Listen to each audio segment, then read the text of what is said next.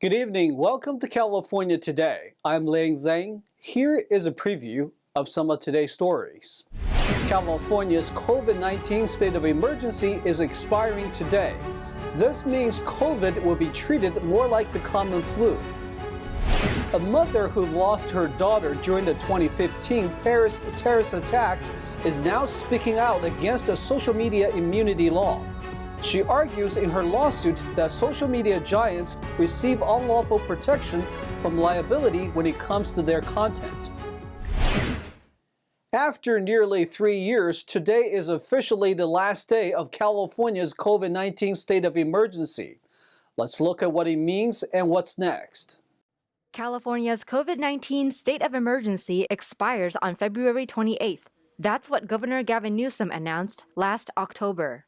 The Department of Consumer Affairs reminds the public active waivers that were issued under the authority of the state of emergency and executive orders will also expire. In addition, people can expect to see COVID testing sites shutting down, the vaccine mandate for school children getting lifted, and CalFresh, a food benefits program for lower-income families, will stop receiving extra funds. Newsom issued the order in March 2020, giving him special executive powers to address the virus and speed up processes. But as it comes to an end, it means the pandemic is less serious now. UC Davis infectious disease experts say people can still be cautious and wear masks and get vaccinated if necessary. According to Dean Blumberg, chief of pediatric infectious diseases, COVID is becoming more like influenza or flu. Most people who are not at high risk will be inconvenienced if infected, but the risk of hospitalization or death is low. According to the CDC, there are 12,000 to 52,000 influenza deaths in the U.S. every year. In terms of day-to-day activities, experts recommend common-sense practices to prevent getting sick. This includes staying home if you are not feeling well and washing your hands. Last week, the Supreme Court heard a case involving Google and a federal law that protects internet companies from liability for content posted by its users. One plaintiff is a mother who lost her daughter during the 2015 ISIS terror attacks in Paris, France. NTD's Jackie Reels spoke with the mother, Beatriz Gonzalez, regarding the case. Beatriz Gonzalez lost her daughter, Noemi Gonzalez, 7 years ago during the 2015 Paris terror attacks. She was studying abroad in Paris at the time. Noemi was the only American murdered by Islamic State extremists that day. She was only 23 years old when she left this earth, but by that time, probably she was having more life than what many people have in their whole life. Yeah, she was full of life. Now, Beatriz is speaking out in hopes of changing a law that grants certain immunities to social media companies. She is part of a lawsuit that alleges Google's YouTube algorithms are partially to blame for the 2015 attacks. The U.S. Supreme Court heard oral arguments for the case on February 21st. This is the first time the justices have taken a case regarding Section 230. Because in the beginning I thought it's Google and the other platforms, Twitter, YouTube. But now that we are here, it's like a small victory. Google and YouTube are protected from liability for content posted by their users. This stems from a 1996 federal law known as Section 230 of the Communications Decency Act. The lawsuit claims that YouTube, through its video sharing platform computer algorithms, unlawfully recommended videos produced by the Islamic State to certain users. It also accuses YouTube and Google of helping spread messages from the Islamic State to recruit fighters. The lawsuit seeks to limit or moderate how much control platforms have over their content. If this case doesn't go to change anything yet, but at least we're starting something, the big change for the way that this platform, Google, let the people take advantage in the wrong way by publishing all the videos, and I hope that this change for the good. Section 230 has protected internet companies with broad immunity. The San Francisco 9th U.S. Circuit Court of Appeals tried to use this law to dismiss the lawsuit. Gonzalez has advice for parents regarding internet usage and access for children. Just a message for the families who has younger kids, that we need to have more control of what our kids are watching on internet and the other platforms. So I hope that everybody can, take more time to see what their kids are watching and care for their families. The justices could decide whether to modify or upend the law and change protections given to internet companies' social media platforms. Meanwhile, tech giants are worried it will cause unending litigation. Arguments have come from both sides of the issue. Some people point to accusations of misinformation and hate speech, while others claim social media giants have censored their voices on their platforms. Jackie Rios, NTD News, Norwalk, California. Speaking of content on social media, state lawmakers proposed a new bill that would prohibit social media sites from promoting harmful content to minors. This includes any content that could lead minors to purchase firearms or fentanyl. Earlier this month, Democratic Senator Nancy Skinner introduced Senate Bill 287. She says the bill is designed to hold social media platforms accountable for allowing, quote, harmful content toward youth. Skinner said in a February 2nd statement, SB 287 will help curb dangerous content by strengthening the legal rights that Californians have to stop social media from targeting users with harmful information via specialized algorithms, especially to our kids. Under this bill, social media companies that make over $100 million in gross revenue per year would be required to undergo quarterly audits. The audits look at the platform's features, designs, and algorithms to determine if they have the potential to cause or contribute to harmful content. According to the bill, the audits would be conducted by the companies in, quote, good faith. Any company that knowingly violates the law could face up to a $250,000 fine per violation. A company would have 30 days to correct any violations to avoid penalization. The bill is supported by both the Children's Advocacy Institute at the University of San Diego School of Law, a research organization promoting youth's rights and interests in the United States, and Common Sense Media, a nonprofit that provides information on responsible use of technology for children. We are going to take a short break, but here's a look at what we got for you when we come back. Tesla shareholders sued CEO Elon Musk and the company over the car's Autopilot and Full Self-Driving technologies. They argue that the company falsely advertised these technologies. Two companies are looking to create electric garbage trucks that will replace current gas-powered ones. The goal is to expand EV technology and strengthen the U.S. manufacturing sector. And the IRS has extended the 2023 tax filing deadline for some residents living in Alabama, California, and Georgia. The decision aims to help those affected by recent natural disasters. That and more on California Today.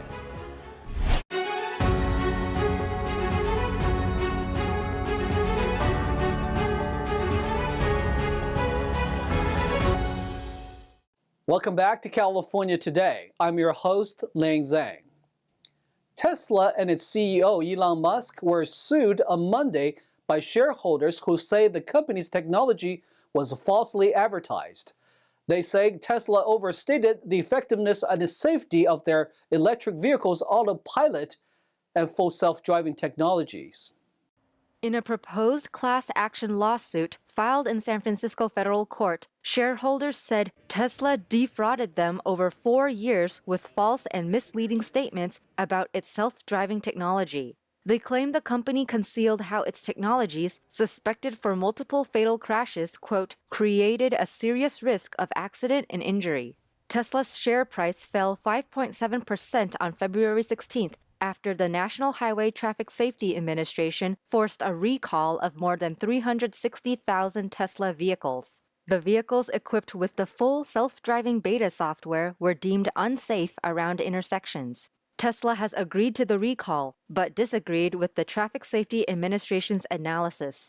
The complaint reads, as a result of defendants' wrongful acts and omissions and the precipitous decline in the market value of the company's common stock, plaintiff and other class members have suffered significant losses and damages. Musk, the world's second richest person, is expected at Tesla's March 1st Investor Day to promote the company's artificial intelligence capability and plans to expand its vehicle lineup. Speaking of EV technology, what about electric garbage trucks? 2 new manufacturing factories are now under construction with the help of federal tax breaks and subsidies. One of these factories will be run by California-based company Intel. The goal is to produce electric garbage trucks that will replace current gas-powered ones. But the new projects also mean new challenges and concerns. Let's take a look. A 77-year-old factory in a small Ohio town sputtered into high gear to produce a new line of electric garbage trucks. Just a short drive away, construction began on a $20 billion plant that will take silicon wafers and turn them into computer chips. These chips will be used in everything from data centers to cars. You know, with semiconductors, that's a strategic investment. Semiconductors go in 300 subsectors of the economy, and so it's an important part of everything else we do. So you got to put that at the top of the food chain. Reuters toured both Ohio factories. Ohio-based truck maker Battle Motors will operate one of those factories, and California-based semiconductor producer Intel Corporations will operate the other. For Battle Motors, federal and state incentives were a major factor in setting up the factory in Ohio. Initial idea was we could do this in Arizona, we could do this in California, right? But because they told us we couldn't find people within in proximity. We found several hundred, right? Then Patterson saw a key advantage in buying a factory that already made garbage trucks. These trucks only needed some changes to allow them to run on batteries. Battle Motors and Intel's new projects aim to revive the U.S. manufacturing sector, and they're able to do this with the support of federal subsidies and tax breaks. President Biden's administration passed the 2022 CHIPS and Science Act. This will provide $52.7 billion in federal subsidies for semiconductor production and research. But how much of that goes to Intel and Battle Motors is currently unclear. Ohio's lieutenant governor says projects like Intel are a chance to hit the reset button on fostering key U.S. industries. When we allowed the semiconductor industry and other vital parts of our economic foundations to be reliant on countries overseas, that was a mistake.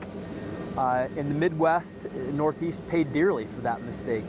But now it's an opportunity for us to hit the reset button, to realize what's in our strategic national, economic, and national defense interests. But reviving the country's manufacturing sector is no easy task. Industry experts and political leaders say worker shortages and growing influence from foreign governments all create challenges for the U.S. market. 30 years ago, Taiwan and Korea, China all sat down and they said, we want to build these semiconductor industries that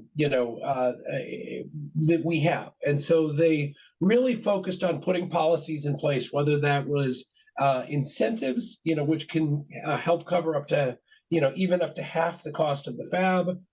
They give, free land, they give tax breaks, they give cash incentives. So they have a whole variety of things. Another challenge lies with the mixed emotions around green technology. When Battle Motors came into being, there was a little bit of skepticism because it was a company that produced electric vehicles, and that's something that's brand new to this part of Ohio. And people have mixed emotions sometimes when you start talking about green technology. but it's something that we've embraced here because we understand EVs and we also understand technology. The more and more of these electric vehicles that we can get out, the better it is for the environment. It really is. I mean, that's why that's why we're doing this. But it's now becoming financially sensible to do it. The introduction of electric vehicles also raises the question of how to recycle the lithium batteries. Automotive industry experts previously told NTD that current disposal processes harm the environment. Another issue is building a power grid capable of charging the electric garbage truck fleets. Ron Cole, the fleet manager for Los Angeles' sanitation department, said cities may need to build new power lines to simply bring in enough electricity. We're getting ready to have up to 5 vehicles, Class 8 vehicles that we're going to be demoing, probably starting as early as February or March. We're going to have 120 plus vehicles in some of our yards. That would equal around 50 to 60 megawatts that would have to come in to those yards to charge those vehicles overnight. So that's a daunting task. The push for new policies to help U.S. industries has opened opportunities for both factories, but significant hurdles remain. But once the 2 new factories in Ohio start producing, they could create an abundance of EV and semiconductor jobs and products. It's tax season, but the IRS is extending the tax filing deadline for some people living in Alabama, California, and Georgia. The decision is in response to recent natural disasters in these states. The Internal Revenue Service, or IRS, has set the tax filing deadline to October 16, 2023 for people living in Alabama, California, and Georgia affected by recent natural disasters. This comes as the Federal Emergency Management Agency, or FEMA, declared natural disasters in these 3 states. A series of tornadoes tore through sections of Alabama and Georgia in January and February. Meanwhile, Californians suffered widespread flooding in December and January. Multiple atmospheric rivers and bomb cyclones brought heavy rain and record snowfall to the state. The IRS advises residents to check the current list of eligible localities on its website to determine if they are eligible. Or people can call the IRS at 866-562-5227 to check. The IRS said that the extension only applies to federal taxes, not state taxes. Earlier this month, the IRS also announced that most relief checks issued by about 24 states aren't subject to federal taxes.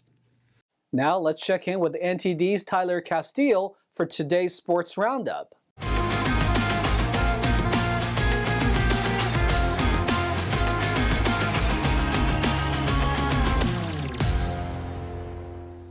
I'm Tyler Castile, taking you through the California Today Sports Roundup. Max Jones scored the go-ahead goal late in the second period, and Mason McTavish had 3 assists as Anaheim beat visiting Chicago to match a season high with its 3rd consecutive victory. Isaac Lundstrom, Jacob Silverberg, and Troy Terry also scored goals for the Ducks, with Silverberg recording his 150th in an Anaheim uniform. Jones and Terry each had 2 points. Frank Petrano had 2 assists, and Lucas Dostal made 24 saves. Tyler Johnson and Andreas Athanasiou each scored goals for the Blackhawks, who saw their season-best 5-game winning streak come to an end. Peter Mrazek had 29 saves for Chicago, while Max Domi had 2 assists and Johnson added an assist. Ducks 4, Blackhawks 2. Iago Almeida scored 2 stoppage-time goals. Miles Robinson and Brad Guzan returned from long-term injuries, and Atlanta United beat the San Jose Earthquakes 2-1 Saturday night in a season opener. Almeida, a member of the Argentina team that won last year's World Cup, scored his 2nd goal on a set piece in the 9th minute of injury time, slipping a shot into the top corner from 25 yards. The 21-year-old in his 2nd MLS season had his first career multi-goal game. Zhang played his first competitive match since tearing his right Achilles on April 16 in a game against Cincinnati. The 38-year-old made 3 saves. Robinson, 25, played his first competitive match since rupturing his left Achilles on May 7 in a match against Chicago. Before the injury, Robinson was projected as a likely U.S. starter at the World Cup. Jeremy Ebobisse put the Earthquakes ahead in the 12th minute. Almeida tied the score in the 3rd minute of second-half stoppage time following a corner kick by Brooks Lennon. Almeida slid to his right to evade a defender and ripped the right footer off the crossbar and into the net. United outshot the Earthquakes 20-10, with 5 shots on goal to San Jose's 4. A match between LAFC and LA Galaxy, originally scheduled for Saturday, has been postponed until July 4th after bad weather and forecast thunderstorms in the Los Angeles area prompted safety concerns, Major League Soccer said last Friday. The latest installment of the El Tráfico Derby was supposed to serve as the season opener for both clubs and was expected to draw an MLS record 75,000 fans to the Rose Bowl to see reigning champions LAFC take on their crosstown rivals. But MLS was forced to announce the postponement after a slow-moving winter storm intensified over California last Friday, triggering the first blizzard warning in parts of the Los Angeles area in 30 years. MLS will look to set an attendance record when the match is held under the lights at the historic venue in Pasadena on Tuesday, July 4th. And that's the sports roundup for today. That's all we've got for you tonight. We would like you to join us again on California Today every weekday at 8:30 p.m. Make sure to check out our broadcasts on our California Today webpage. You can find it at ntd.com/California-today. You can also find all of our top latest clips there, ready to share with friends and family. Send us a message on Twitter, Facebook, or Instagram, or through our email, california.today@ntd.com. I'm Liang Zhang. Have a wonderful evening.